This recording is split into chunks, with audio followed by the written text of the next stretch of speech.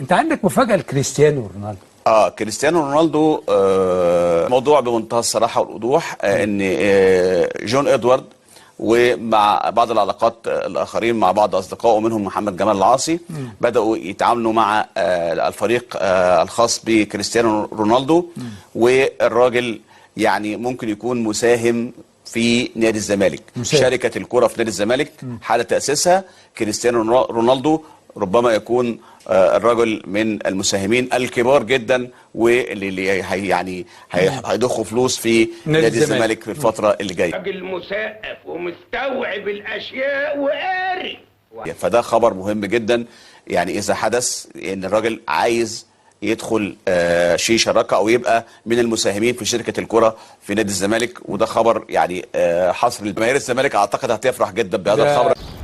بقول لكم ايه، يلا نزيطوا، لان كريستيانو بيساهم بيضخ فلوس كتير جدا، اضافه ان هو طبعا اكيد عنده رؤيه وعنده فيجن في موضوع الاداره الرياضيه، والراجل عايز يشتغل على هذا النسق الفتره المقبله.